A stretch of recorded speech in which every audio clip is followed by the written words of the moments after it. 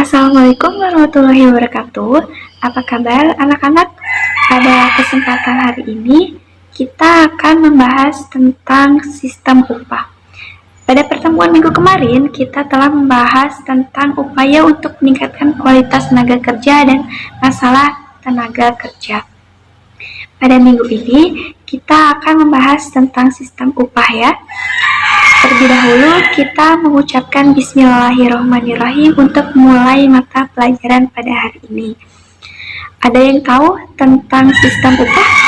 Ya, sistem upah merupakan kompensasi atau balas jasa yang diberikan kepada pekerja selama telah memberikan tenaga kerjanya pada suatu perusahaan.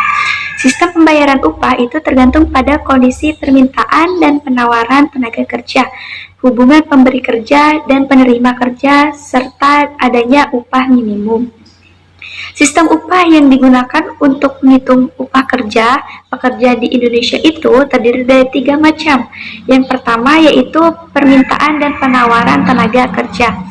Tingkat upah bisa dianalisis dengan hukum penawaran dan permintaan tenaga kerja.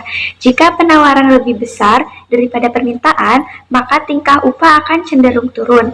Begitu sebaliknya, yang disebut juga dengan ceteris paribus. Yang kedua yaitu kesepakatan pemberi kerja dan penerima kerja.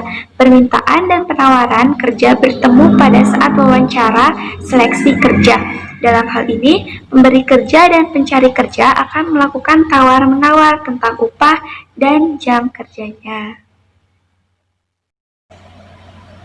Yang ketiga adanya upah minimum. Sebelum tahun 2020, Indonesia menganut sistem pengupahan berdasarkan kawasan atau regional. Artinya yaitu untuk kawasan yang berbeda, upah minimum yang harus diterima oleh pekerja juga berbeda yang didasarkan pada perbedaan gaya hidup pekerja di setiap daerah. Namun, pemerintah membuat sebuah peraturan pemerintah nomor 25 tahun 2000 tentang kewenangan pemerintah dan kewenangan provinsi sebagai daerah otonom. Pemberlakuan upah minimum regional atau UMR berubah menjadi upah minimum provinsi atau UMP atau upah minimum kabupaten atau kota. Kemudian, pajak penghasilan yang berhubungan dengan upah minimum provinsi atau upah minimum kabupaten atau kota diatur oleh pemerintah PP nomor 5 tahun 2003 tentang pajak penghasilan atau penghasilan yang diterima oleh pekerja sampai dengan sebesar upah minimum kabupaten atau kota. Selain itu, komponen upah minimum itu terdiri dari 3 faktor yaitu gaji pokok, tunjangan tetap, dan tunjangan tidak tetap. Kesimpulan yang dapat diambil pada pertemuan hari ini yaitu upah merupakan kompensasi atau balas jasa yang diberikan kepada pekerja karena telah memberikan tenaganya kepada suatu perusahaan. Sistem pembayaran upah itu tergantung pada kondisi permintaan dan penawaran tenaga kerja, hubungan pemberi kerja dan penerima kerja, serta dengan adanya upah minimum. Sistem upah di Indonesia itu diatur melalui peraturan pemerintah nomor 25 tahun 2000 tentang kewenangan provinsi sebagai daerah otonom.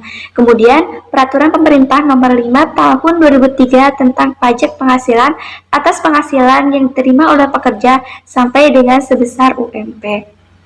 Demikian yang dapat Ibu sampaikan pada pertemuan kali ini. Untuk pertemuan selanjutnya kita akan membahas tentang pengangguran. Silahkan kalian dapat terlebih dahulu membaca tentang pengangguran dalam buku paket atau melalui internet. Apabila ada yang perlu ditanyakan, silahkan melalui WA grup yang telah Ibu sediakan. Demikian dapat Ibu sampaikan. Assalamualaikum warahmatullahi wabarakatuh.